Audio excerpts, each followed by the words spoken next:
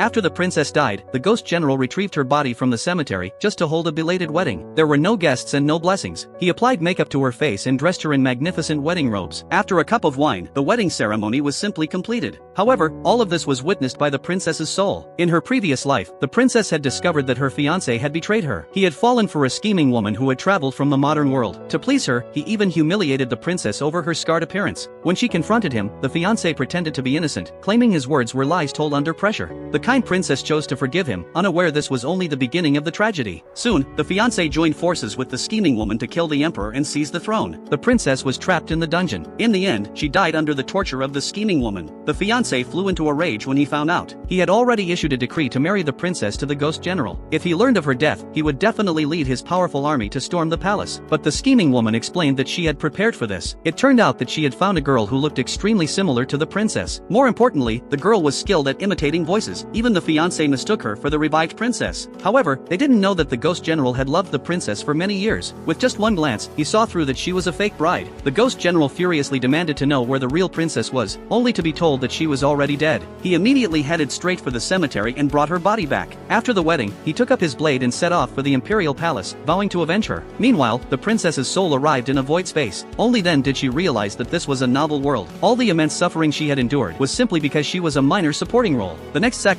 the princess was reborn filled with anger. The first thing she did was throw herself into the emperor's arms, weeping uncontrollably. The emperor thought his daughter had been wronged and comforted her gently, which only made her shed more tears. Once she calmed down, the princess began to plan her revenge. She needed to strengthen her power before her fiancé returned from the battlefield. Therefore, she went to the Royal Colosseum, the very place where the ghost general had once been trapped.